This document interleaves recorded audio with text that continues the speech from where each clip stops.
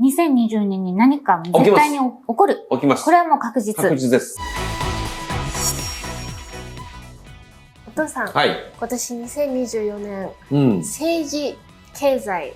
芸能、この3分野でどうな毎年やってるやつだな。どうなっていくかちょっと予言をね、お願いしたいなと。政治から来たってことは、なかなかちょっと政治気になってる。そうですね。やっぱり自分に直結しますからね。最近ね、僕はその予言っていうのは、パラレルって言ったじゃないですか。はい。パラレルワールドだから、こう言っても、他にも、いくつかの未来があるから外れることもあると言いましたけども、僕の予言で去年ぐらいから、このパラレルワールドの中でも、最も当たりやすいというか、当てはまりやすいところに行きやすくなっちゃったんですよ。予言が結構、当たるって言ったらおかしいんですけど、そこの方にスイッチしやすくなってるので、ちょっとね、いろいろ言うのもどうかなと思ったりする面もありますが、まあ、あやねさんもね、政治に興味があるということで。まあ、日本の首相は岸田さんですよね。で、今年まずどうなるかってことですね、岸田さんが。で、僕はよっぽどのことがない限りは再選はないと思ってるんですね。バイデンがね。で、バイデンがすごい勢いで再選した時には岸田政権は残るけども、まあちょっと厳しいかな、今の感じではっていう感じがします、今年は。で、まあ対抗馬で、いろんな方々が出てきてるじゃないですか。わかります？高市早苗さんとか。ね。まあ僕は高市さんいいと思うんだけど、日本の今の、やっぱり風潮ではね、まだ女性がトップっていうのは厳しいのかな。そんな気はしますよね。ちょっと。河野太郎さんも名前が上がると思うんですよ。ポストでね。ただ、本人はいろんなことを考えて結局やらないと思うんです。なんか、菅さんも再度とかいう話なかったですか？菅さんに行く前に、小泉ジュニアも出てくるんですよ。まあ、小泉さんが後ろでね、動いて。ただ、ジュニアね、ちょっと気が弱いんですよね。なんかね、なんか途端に声聞かなくなりましたよね。政治家ってやっぱある程度、心臓強くないとできないので、やっぱり、ここを乗り越えていける政治家じゃないと無理なんで、まあ、本当はね、お父さんの方が動くと、一番よりいいっちゃいいんですけどね。で、まさにあなたが言ったみたいに、翔子さん言ったみたいに、菅さんっていうラインは、最終的に無難に出てくるかな。そんな気がしますね。政治で言うと経済でしょ、中国が、やっぱり去年やらかしたので、いろいろな問題が吹き出してきていて、おそらく今年は中国にとってはものすごく正念場になるんですよね。元がすごい勢いでやっぱりなるしね。去年の後半もそうだったけども、やはり仮想通貨含めて乱高下したでしょ。で、円は相変わらずやはり力を失っていくので、まあ皆さんそれぞれ対策はした方がいいですよね。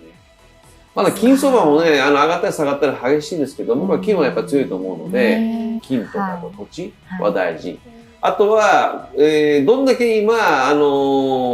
仮想通貨、まあ暗号資産の段階で上がっていたとしても、僕は今年までは信用しない方がいいような気がする。あちこちのやっぱりまあアメリカの上院も下院もそうですけど、議員さんが言い始めてるんでね、規制するべきだってことで、まあそうですよね。そういうことも言ってきているので、まだもうちょっと様子を見るべきだなっていう気がしますね。円が思った以上に弱くなっちゃったね。200円までいっちゃうとね、ドルに対してもう半分ですよ。ね、2倍になっちゃうわけだからね。本当よね。昔1ドル360円の時代をちょっと聞いた、まだ世代なのでお母さんたちが小さい頃。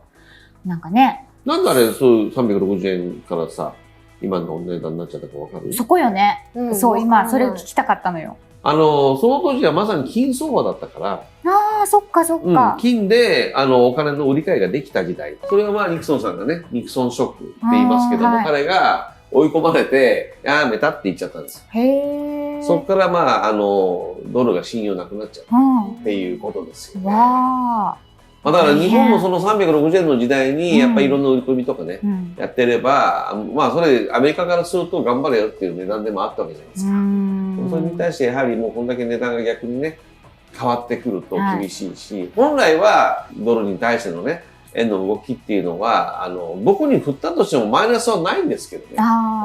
ないけども、日本のやっぱり産業が弱いじゃないですか、今ね。日本の産業が中心になって動いてないし、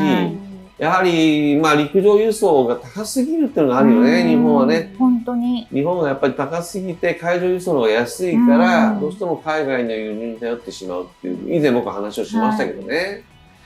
やっぱり、海は強いね、海運はね。ねえ、でもこれだけね、世界もいろんな不安がね、ずっと続いてると、いつその海上もね、封鎖されるかわからないですからね。だからパナマ運河ね、それから前から言ってるイランのね、そこでやっぱり2つはやはり要注意ですよね。まあ、実際去年もね、閉めるぞなんていう話が始まったりとかね、してますよ。で、アメリカもそこに向かってやっぱり艦隊を送ったりとかね、空母を送ったりとかもしてましたし、まあ、睨み合いが続いてますよね。ただ、どうしても今後やはり経済を考える上で、自分たちで備蓄していって、半年で皆さん収まるんですよ。どんなトラブルでも半年以上続かないです。ですから、半年間どうにか食べていけるような備蓄を考えるってことが大事ですね。備蓄もしつつ、自分たちで、まあ、自家生産できるような形を作っていくってことは大事かな。1年は続かないです。半年以内です。半年。はい。半年はでもどうしても続くときは続いちゃうので、やはり、オイル含めてね、いろんな面で、やはり今、日本って全部後手後手に回っていて、そういうことが起きるよってことはもう政府も分かっていて、動いてるんですけども、政策を見てると全部後手後手で、今年になってよりなんて悪くなっていく、感じがします。輸出輸入に関してのね、問題に関しては。そこはやはり自衛していかないと私たちいけないので、翔子さんがその辺を研究して、今後、皆さんどういうのを揃えてくださいとかっていうのをね、はい、作ってくれると思いますので。本当でも大事ですよね。大事ですよね、それね。あと、まさに自家農園じゃないけど、自分たちで食べれるものを自分たちで作れますからね。だから本当にそういう自給自足の時代って昔あったわけじゃないですか。そういうのに戻っていっちゃうのかなって思うよね。一瞬というか一時期でもいいので、そういう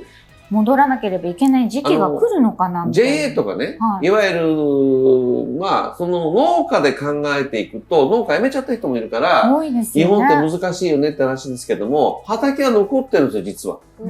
で、いわゆる自治体も、畑は、まあ、神奈川とかね、東京も一部そうです、千葉もそうですけども、どんどん自由に貸し出しをしているので、あとは昔よりも、実は、まあ、いわゆる、養分、ね、そういうものっていうのは、手軽にできるようになってね、窒素化合物がね、大事だってことがみんな分かってきてるから、そういう、いわゆる、土の改良っていうのも、多分、前よりも簡単になってきているので、みんなで研究してね、自分たちで自給自足しながらも、備蓄してきたものを補っていくっていうようなことは、今後本当に必要かもしれないですよ。ですよね。とにかく、自衛できる方法を取ってってます。いきなり始まるんで、始まるときは。いきなり始まりますよ。これはもう必ず2020年に何か絶対に起こる。起きます。これはもう確実。確実です。それは政府も言ってます。政府も言ってるから、確実に起きるので、お水とお米と、それからお薬、で女性は女性必要なものもたくさんありますから、っていうのを含めてね、なるべく多く備蓄して、まあ半年分ぐらいは確保しておけば、半年の間には騒ぎは収まります。それ以上続いた騒ぎって実はないんですよ、こういうことってね。なるほどね。ですから、その間には戻っていくと思うので、ぜひ具体的なそういうものをね、ちょっとみんなで考えていけたら。そうですよね。だから自分だけ助かればじゃなくて、それをいかに皆さんに共有して分け与えられることができるのかなっていうところまで、大事ですね。考えていけるといいですよね。